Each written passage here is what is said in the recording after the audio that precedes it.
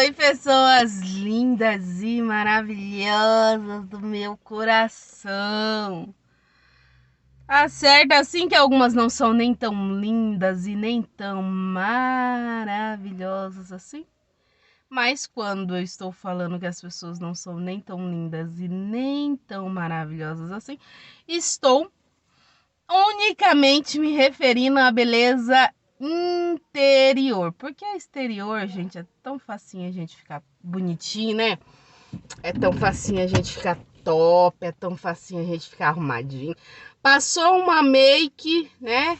Por mais, eu gosto de tudo exagerado, né? Não gosto de nada certinho, não gosto de nada bonitinho. Pra mim tem que ser tudo exagerado. Então nós exagera lá na make, nós exagera no batom, a gente exagera na cor, né? Vocês tiram pelo meu cabelo. tem vez que ele tá todo colorido, parecendo uma árvore de Natal, né? Bem pior do que uma árvore de Natal. Né? Tem todas as cores numa cabeça só. Fazer o que? Eu sou mulher de fases, né? Ai, gente, olha só. Vou falar de um tema, já era pra mim ter falado isso faz tempo, mas daí a gente vai deixando e... Aí chega uma hora que a gente resolve fazer e é assim que acontece comigo. Às vezes o povo fala, eu não falo. Aí o povo fala assim, fala hoje disso, fala hoje daquilo, né? Eu quero falar do que eu quero, né? E hoje chegou o dia de eu falar do que eu quero.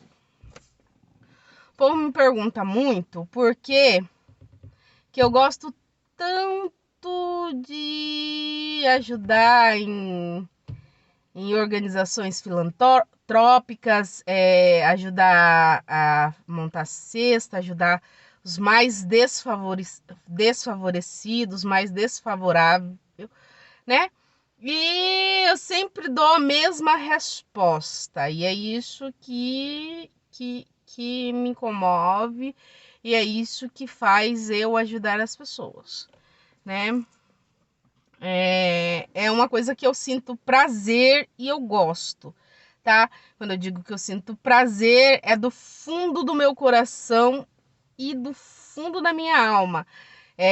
Quando eu me proponho a ajudar alguém, é totalmente, exclusivamente do meu coração, né? O fato de eu saber que de alguma forma alguém está evoluindo, até conseguindo algo, porque eu participei, eu corri atrás, eu fui buscar, eu juntei, eu saí gritando amigo daqui e ali e faço uma cesta, ajunto dinheiro para ajudar a pagar uma água, uma luz, uma coisa, é do fundo do meu coração de verdade, né? Eu sinto prazer. Se eu fosse rica, eu já estaria pobre, porque todo o meu dinheiro seria empregado a favor dos menos favorecidos, com toda certeza. Mas como eu também sou pobre, só careço das misericórdias e que Deus dá aí a possibilidade da gente ter o alimento na mesa e dividir com aqueles que não têm, né? Se eu tenho um pão, na verdade eu não tenho um pão. Eu tenho a metade de um pão porque quem precisa, com certeza a outra metade eu vou dar, né? E aí as pessoas falam assim, nossa, você faz isso, que não sei o que, você gosta de fazer isso, por que você faz isso? Por que você se empenha tanto nisso? Por quê? Eu vou contar uma historinha para vocês, breve, né? Como é pro YouTube, pode ficar um pouquinho mais longa, né? Porque é pro YouTube, né? Eu vou contar uma historinha breve e rápida. Tentar ser rápida, né? Quando eu era pequena, o meu pai, ele foi atropelado ali, para quem mora aqui em Piracicaba, próximo do bairro. Meu pai foi atropelado ali na Avenida Tales de Andrade, ali no Parque dos Eucaliptos. Eu cresci ali, naquele bairro. E a minha mãe era fotógrafa, né? Meu pai era funcionário público, né? Meu pai trabalhava aí, né, nessa empresa aí que não aqui, ele era... Quando eu nasci, ele já era aposentado, porque o velho me produziu, já tinha 50 e poucos anos, 56 anos, né? Quando o velho produziu a minha pessoa, né? Então ele era aposentado lá de São Paulo, dessa empresa de piche, que faz o asfalto na rua. Ele era aposentado. E quando ele faleceu, a minha mãe era fotógrafa. Enquanto ele era vivo, minha mãe foi fotógrafa. Minha mãe tirava foto de casamento, lindas fotos, porque a véia era boa no que fazia. Ave Maria, que inveja preta, né? A véia era boa no que fazia. E minha mãe era fotógrafa, e quando ele se acidentou, ele ficou 1 ano e 7 meses na cama, né? Não falava nada com nada. Ele tinha outros filhos do primeiro casamento, então ele só lembrava dos filhos do primeiro casamento. A gente, como eles eram evangélicos, né? E aí, mesmo ele lá em cima da cama, quando nós chegava perto, ele falava que nós era capeta, que os capetas davam perto dele. Que o Zé Chumirim tava perto desse jeito, gente. O Zé Chumirim tava perto dele, que era pra tirar esse Zé Chumirim de perto dele, né? Vamos resumir o negócio aí. Aí ele ficou 1 ano e 7 meses na cama. Minha mãe precisou parar de trabalhar, porque daí ela ia tirar foto. E aí ela precisou parar de trabalhar. De vez em quando ela achava alguém que ficasse com meu pai e com a gente. E aí ela trabalhava, chamava um amigo ou outro para ajudar ela e tirar foto para ser mais rápido, né? Para não ficar muito tempo. Só que chegou um tempo que não tinha mais como, né? As pessoas costumam ajudar por um certo tempo. Depois, as pessoas assim vai deixando de ajudar, né? Talvez pelo enfado, talvez pelo cansaço, porque quem cuida de alguém em cima de uma cama não é fácil, gente. Não é fácil, eu falo isso porque várias vezes eu ajudei a minha mãe a dar banho no meu pai, eu ajudei a minha mãe a mudar o decúbito do meu pai, eu ajudei a minha mãe a levantar e colocar ele na cadeira de banho para levar para o banheiro. Muitas vezes a minha mãe abraçava ele e a gente só segurava, eu principalmente, só nas pernas para levar ele para o banho, porque demorou para a gente conseguir uma cadeira de roda na assistente social, né? A cama, se eu não me engano, uns amigos da família alugaram a cama hospitalar para ele, né? Aí o negócio foi ficando difícil, né? O negócio foi ficando difícil, porque daí a velha não podia trabalhar mais por conta de estar ali cuidando integralmente do meu velho, né? A gente, quando a situação, meu pai, ele recebia naquela época R$ 140. A minha mãe um dia me ensinou a pegar o ônibus ali. Ela falou assim, ó, você vai lá no banco tirar o dinheiro, a senha tá aqui. Você pega o ônibus aqui, o que passa, acho que até hoje o que passa ali é o Monte Líbano, né? Você pega o ônibus lá no ponto de ônibus, desce no terminal da Pauliceia, desce no terminal pega um para ir pro terminal do centro, desce do terminal do centro e pede para você, chega lá, você pede orientação para alguém para você ir lá, que você quer descer lá na catedral, né, ali do centro, que tem um abrigo velho ali e tem ônibus até hoje que para ali, né? E eu desci ali, daí ela falou assim, ó, tem um Bradesco ali, você não vai naquele Bradesco, você vai andar um pouquinho mais para frente e vai achar o outro Bradesco e assim você vai tirar o dinheiro. Então todo mês era assim. Da primeira vez eu errei, peguei ônibus errado, vim parar aqui no Jupiá. Eu chorar, eu falo pro meu marido, tem um motorista que trabalha com você, que um dia ele me levou, eu chorei tanto dentro do ônibus, porque eu tinha pegado o ônibus errado, porque era acostumada a gente ver o mesmo motorista sempre, e um dia ele tava fazendo a linha do Jupiá, e eu falei, é o ônibus da minha casa, entrei dentro do ônibus, vim parar aqui no Jupiá, nem conhecia essas bandas aqui, nem sabia que existia esse bairro, porque 11 anos, né, pessoa com 11 anos, e ele me colocou, ele falou assim, ó, você fica aqui, a hora que chegar lá no terminal do centro, eu te coloco de volta, eu te coloco no ônibus certo. E assim ele fez, essa pessoa, eu conheço ele desde pequenininha, né? E Aí, quando as coisas começaram a ficar difíceis, R$ 140. Duas crianças pequenas, fralda, porque nem sempre a gente conseguia na assistência social, alimento, nem sempre a gente conseguia na assistência social, né?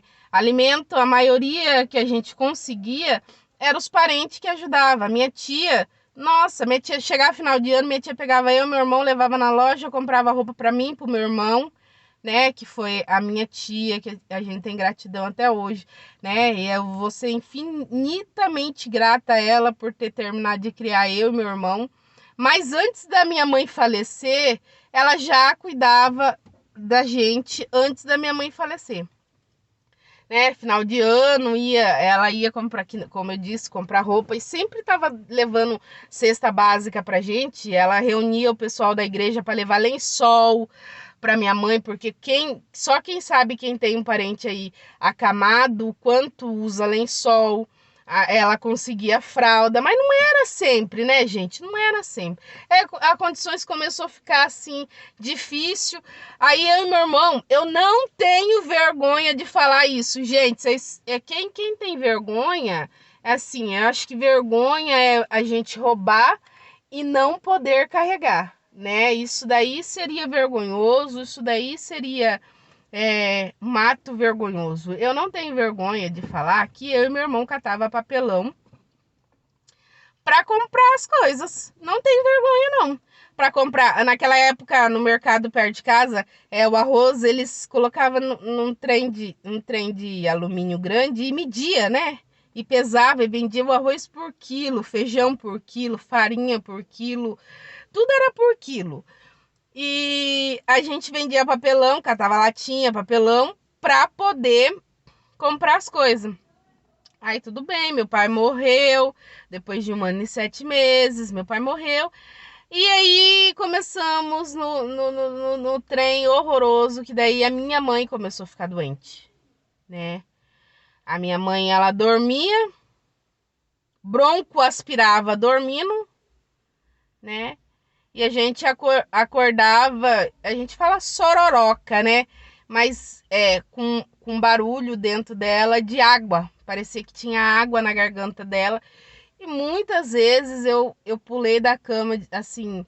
Eu chegava da escola às 11 horas da noite, que eu estudava à noite. Eu chegava da escola, dormia. Dali 1 hora, 2 horas, eu acordava com aquele barulho que a minha mãe estava fazendo, né? Aquela sororoca que parecia que tinha realmente água dentro e o que estava borbulhando ali dentro era água. E a gente chamava ela não acordava, saía desesperada na vizinhança, acordando a vizinhança para pedir socorro, né? Ou muitas das vezes eu chamava o resgate e aí o resgate tinha que enfiar eu e meu irmão dentro da ambulância e levar para o pronto-socorro do Vila Cristina. Eu tenho um ranço desse pronto-socorro. Infelizmente infelizmente eu fiz estágio nesse pronto-socorro. Mas eu tenho um ranço dele, né? Um ranço, porque minha avó morreu lá, meu pai morreu lá, minha mãe também morreu lá. Tenho tanto ranço, né? Na verdade, minha mãe morreu em casa, né, gente? Hoje que eu tenho um conhecimento, hoje que eu tenho, né, eu sei quando a pessoa ainda tem sinais vitais e não tem, hoje eu sei que a minha mãe morreu dentro da minha casa, né? Às vezes a gente arrumava faxina para fazer. Eu lembro que eu ficava assim na rua quando ela deixava, né? Da rua, né? Nós ia catar papelão e sempre perguntava para os outros: tem faxina para fazer? Não. Eu fazia faxina a troco de R$ 50. Muitas e muitas vezes. Muitas e muitas vezes. E eu agradeço tanto a Deus. Gente, desculpa aí Eu estou com a bronquite atacada. Ainda fiz o favor de lavar a minha casa e jogar cloro na casa inteira, mesmo sabendo que eu tenho bronquite e que ela está atacada. Então tá tudo travado aqui. E mesmo eu sabendo que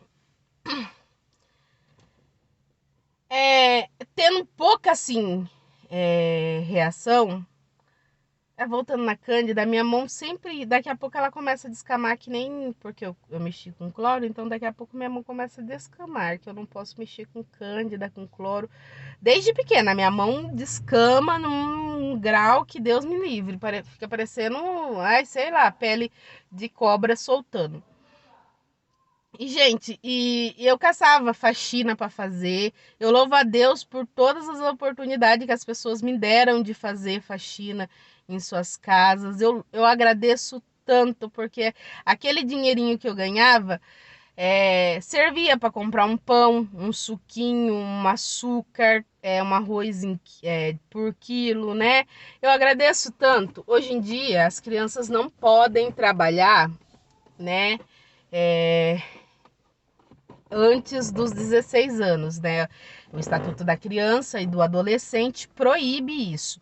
Mas naquela época não tinha isso, não. E mesmo assim, várias vezes a minha mãe foi chamada no conselho tutelar porque eu e meu irmão estava catando papelão, né? Quantas e quantas vezes minha mãe não foi chamada no conselho tutelar? Quantas vezes? Olha, não tá nem escrita no papel, nem no gibi. De quantas vezes ela foi chamada no conselho tutelar por isso, né?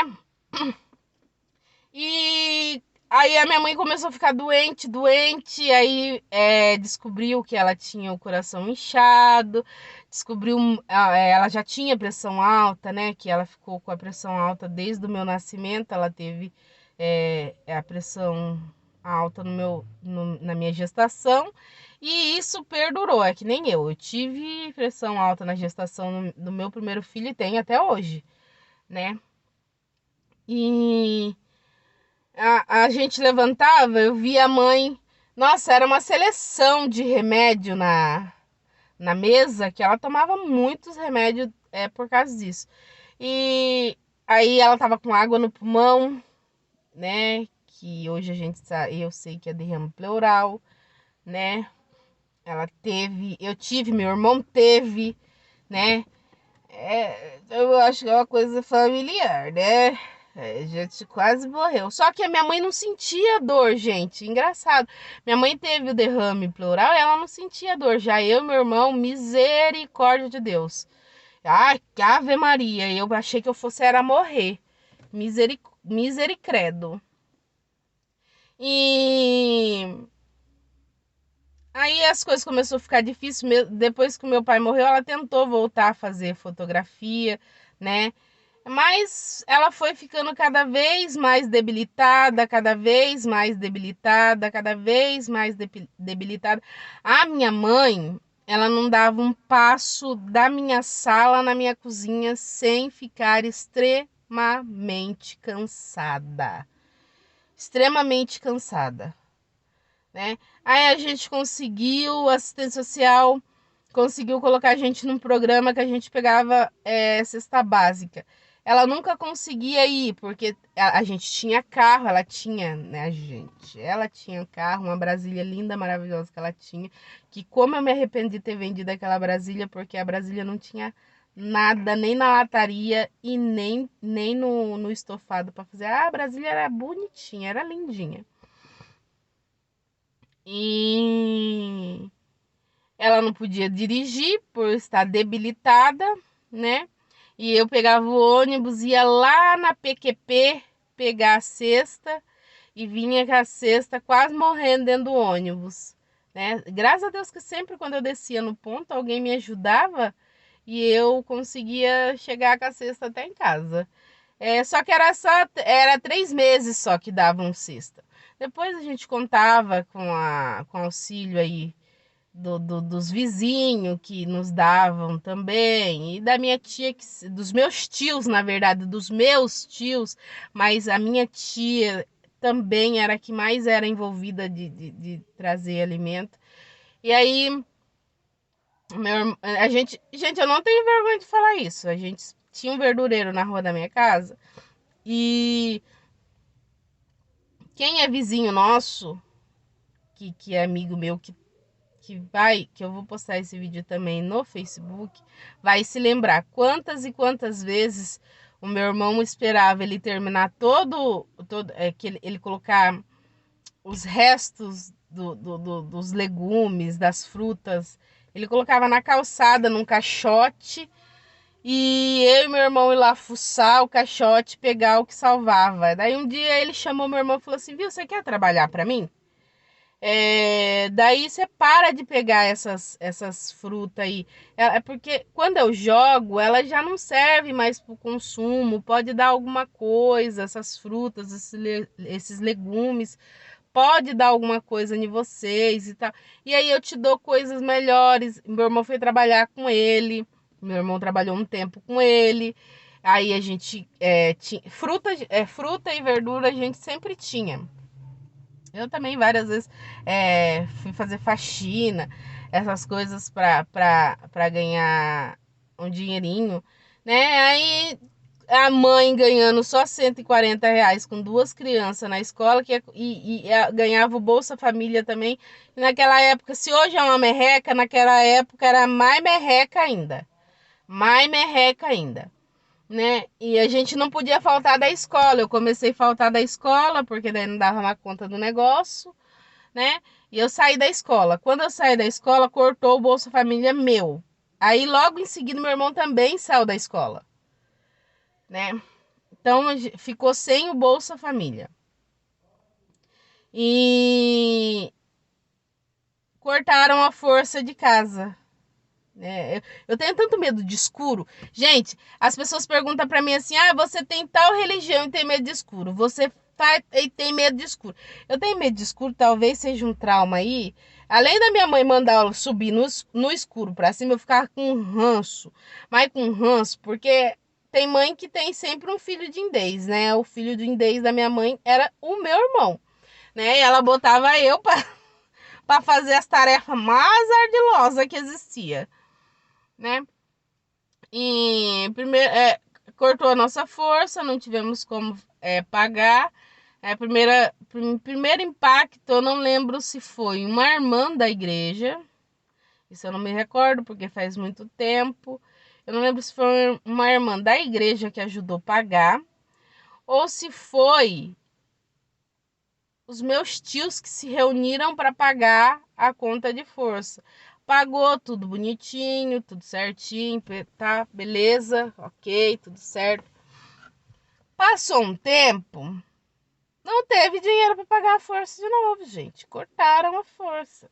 E assim, minha mãe tinha muita vergonha de ficar pedindo pros outros, né? Que eu tenho influência disso comigo também. Eu não peço nada, nada pra ninguém. Eu não peço, eu posso estar sem cigarro, quebrando tudo dentro de casa, nervoso, de vontade de fumar e não ter o dinheiro para comprar um cigarro, mas eu não peço para ninguém. E eu fico com ranço quando alguém vem pedir para mim. Eu fico fula de ódio, né? Eu oferecer é uma coisa, agora a pessoa pedir já é outra, né? Mas enfim, não venhamos ao caso também. E a minha mãe fez gato na força. Fez gato na força, fez gato na água. Aí a gente tinha uns vizinhos abençoados, né?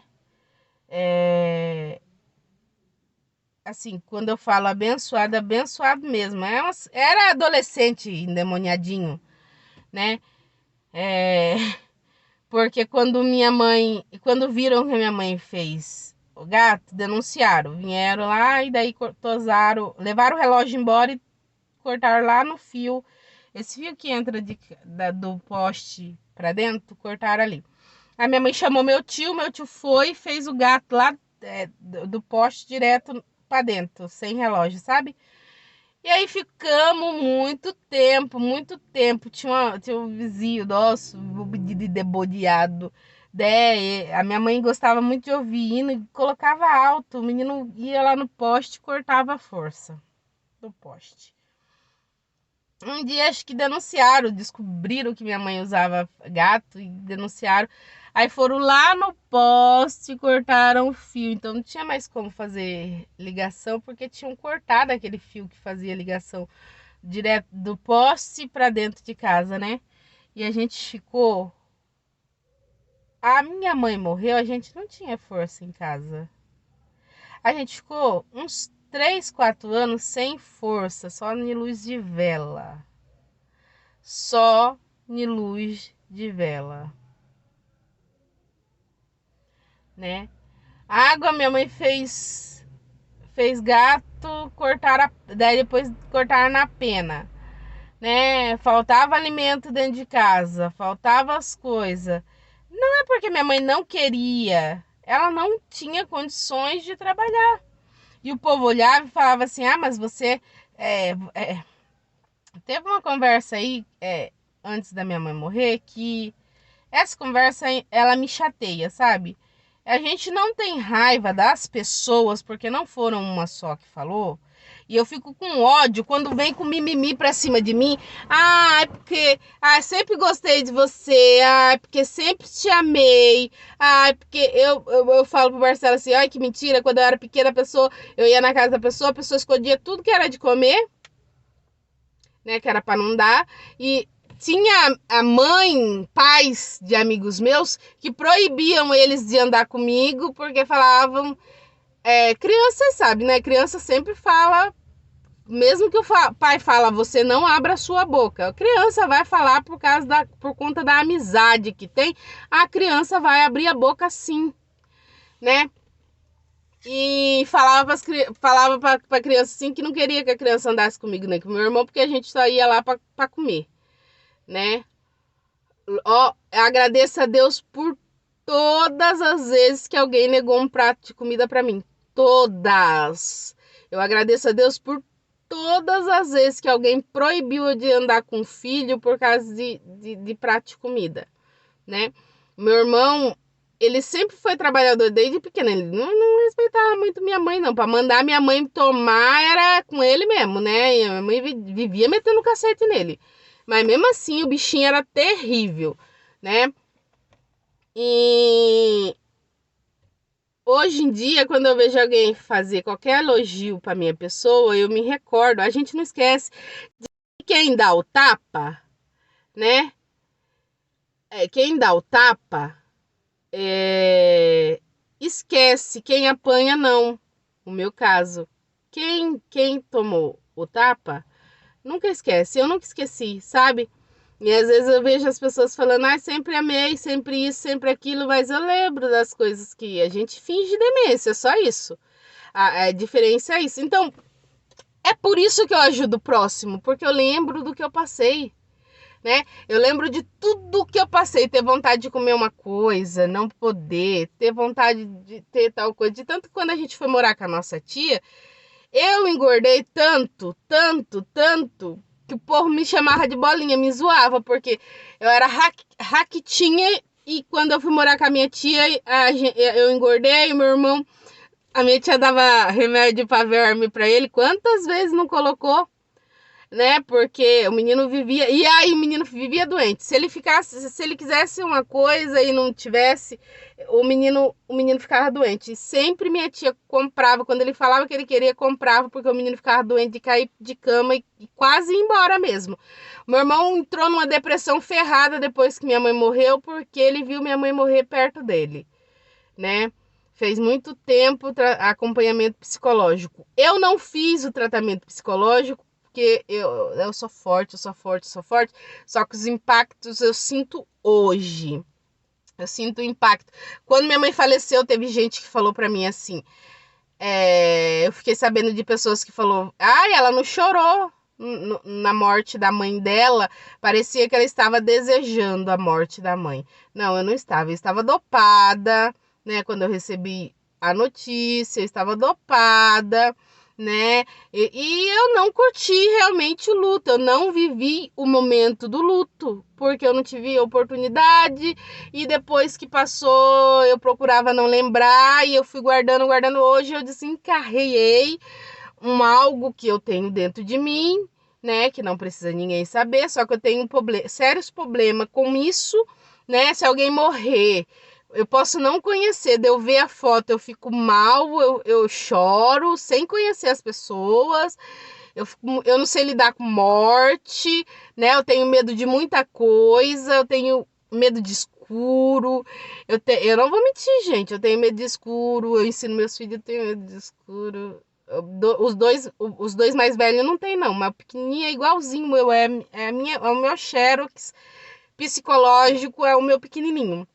Meu pequenininho tem medo e terror de barata. Eu tenho medo e terror de barata, porque minha casa via infestada, porque tinha um bueiro bem próximo da nossa casa. Eu morro de medo de escuro. Eu morro de medo de escuro. Eu posso estar onde tá. Acabou a força, fudeu a porra toda. Né? Eu não posso fazer nada se eu tenho medo, entendeu? Eu não posso fazer nada se eu tenho medo. Então, eu tenho vários problemas, porque, na verdade, acho que hoje eu curto luto hoje. Né? A gente tem um amigo meu que me ensinou como a gente não ficar chamando os mortos, como a gente não ficar lá, né, atraído o egum, porque depois que a gente morre, a gente vira egum, né? E aí eu comecei a lidar, mas depois que a pandemia entrou, eu sinto que volta e meia parece que eu chamo eles, assim, pensamento, é a religião que eu pratico hoje, também dá essa possibilidade pra gente, né? E é isso, gente. Quando eu ajudo alguém, é por conta de tudo que eu passei. Eu tento amenizar ao máximo o que o meu próximo vai passar, porque é duro, é triste, é lamentável a situação que a gente passa, que eu passei, né?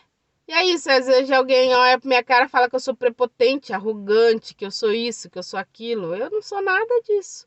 Simplesmente tem coisas que eu não concordo, simplesmente tem coisa que eu não sou obrigada a fazer, e hoje eu entendo isso, e ponto final. Então, um beijo no coração de vocês. Obrigado pela sua atenção, pelo seu carinho pela minha pessoa, né, pela sua consideração. Um excelente final de semana para vocês, né?